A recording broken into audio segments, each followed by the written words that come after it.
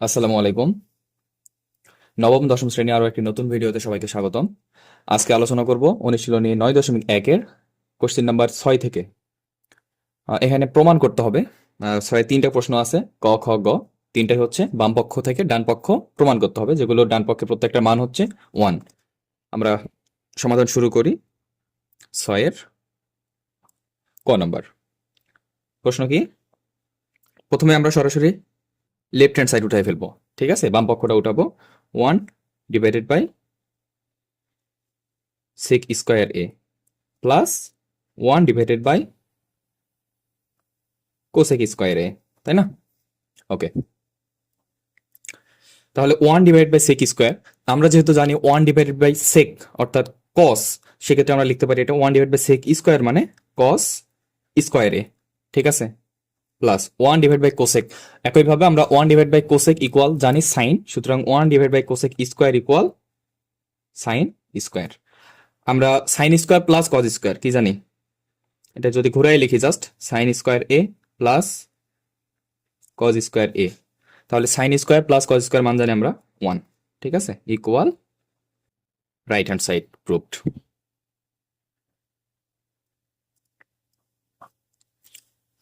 আচ্ছা, এবার খ নম্বর প্রশ্নটা খেয়াল করো। এখানেও লেফট হ্যান্ড সাইড উঠাইতে হবে আমাদের। তাহলে left hand side equal 1 divided by cos square A minus 1 divided by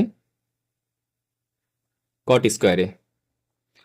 1 divide by cos square, আমরা 1 ডিভাইড বাই কজ ইকুয়াল কি জানি সেক, তাহলে কজ স্কয়ার যেহেতু আছে সুতরাং sec square A minus 1 divide by cot square, তাহলে 1 ডিভাইড বাই কট ইকুয়াল 10, তাহলে যেহেতু কট স্কয়ার আছে সুতরাং 10 স্কয়ার এ।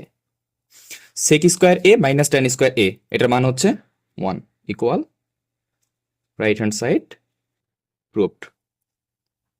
আচ্ছা, তিনটা মান আছে, তিনটা মান হচ্ছে কি কি? তিনটা লিখে দিচ্ছি এখানে। একটা হচ্ছে সাইন স্কয়ার এ বা থিটা যাই বলি না কেন প্লাস কজ স্কয়ার এ ইকুয়াল 1।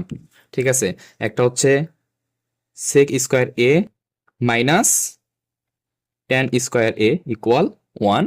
আরও একটা আছে যেটা হচ্ছে cosec square A minus cot square A equal 1। এই তিনটা মান হচ্ছে মুখস্থ রাখতে হবে। ঠিক আছে, আচ্ছা এবার গ নম্বরের সমাধান করি। গ নম্বর প্রশ্নটা হচ্ছে left hand side 1 divided by sine square A minus 1 divided by 10 square A.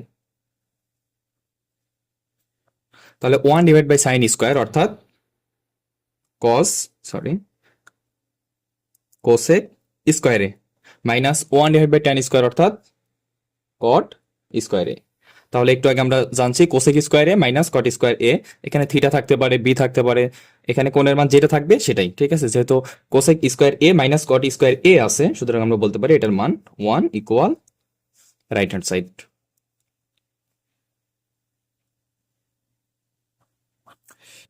Clear? আচ্ছা, এবার আমরা 7 নম্বরে চলে যাচ্ছি। 7-এর ক number.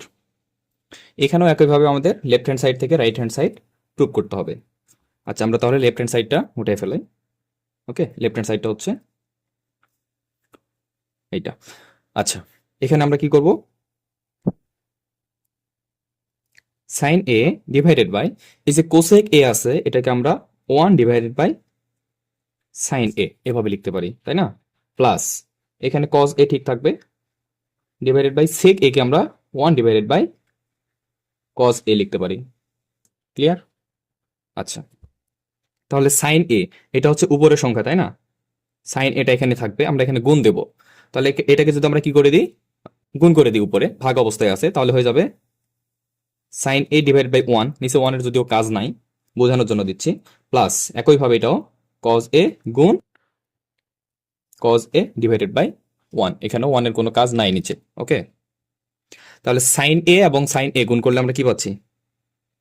Sign square A plus cause A এবং কজ এ গুণ করলে পাচ্ছি কজ স্কয়ার এ। তাই না? Equal right hand side, sorry এখানে হচ্ছে equal 1 equal right hand side. Proved.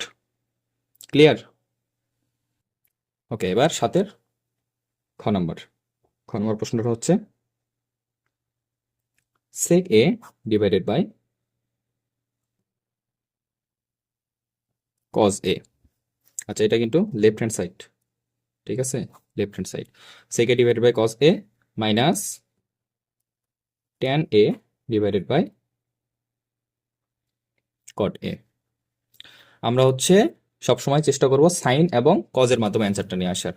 তাহলে এখানে এটা কজ আছে, বাকি সবগুলোই আমাদের সাইন এবং কজ আনতে হবে। তাহলে সেককে আমরা যদি কজ বা সাইন করতে যাই তাহলে 1 ডিভাইডেড বাই কজ পাচ্ছি, এবং নিচে জাস্ট কজ এ থাকবে মাইনাস। ট্যানকে আমরা কিভাবে ভাঙতে পারি? Sine A divided by cos A, এবং কট আমরা কি করতে পারি? সাইন ট্যানের উল্টো, তাহলে হচ্ছে cos A divided by sine A. এবার 1 ডিভাইড বাই কস, উপরেরটা সবসময় ঠিক থাকবে, গুণ, এটা হচ্ছে ভাগ ছিল কজে, তাহলে গুণ করলে কি হয়ে যাবে? উল্টায় যাবে, 1 ডিভাইডেড বাই কস হয়ে যাবে এটা, minus sine A divided by cos A. এটা চেঞ্জ হবে না, উপরের রাশিটা চেঞ্জ হবে না, এটা জাস্ট গুণ হয়ে যাবে, সাইন এ চলে যাবে উপরে, কজ এ চলে আসবে নিচে, তাহলে sine A divided by cos A. 1 এবং 1 গুণ করলে 1 পাচ্ছি, কজ এবং কজ গুণ করলে কজ স্কোয়ার এ, ঠিক আছে, মাইনাস সাইন এবং সাইন গুণ করলে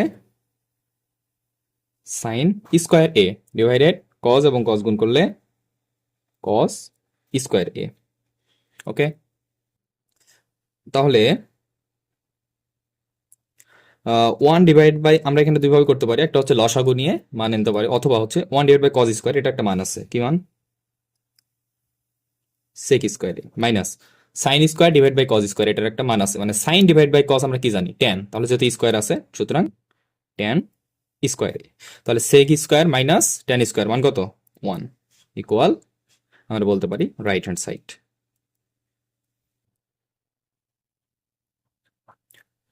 এখানেও একইভাবে আমাদেরকে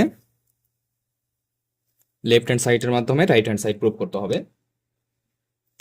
লেফট হ্যান্ড সাইডটা হচ্ছে 1 divided by 1 plus sine square,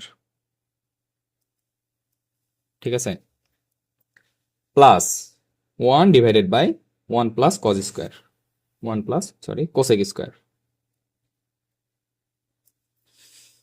okay, তাহলে কি বলছিলাম? আমরা সবকিছুই আসলে সাইন এবং কজের মাধ্যমে আনার চেষ্টা করব। তাহলে এখানে সাইন ঠিক আছে, বাট এখানে কোসেক আছে, এটাকে আমরা চেঞ্জ করব। 1 divided by 1 plus sine square A plus 1 divided by 1 plus cosec স্কোয়ারকে আমরা কি করে দেবো? 1 plus 1 divided by sine square A, ঠিক আছে, এটা ঠিক থাকবে। 1 divided by 1 plus sine square A plus 1 divided, এখানে আমরা লসাগু নেব সাইন স্কোয়ার, কি থাকবে? আমরা যদি লসাগু নিই তাহলে এখানে থাকতে সাইন স্কোয়ার এ প্লাস 1, ঠিক আছে, ইকুয়াল 1 ডিভাইডেড বাই 1 প্লাস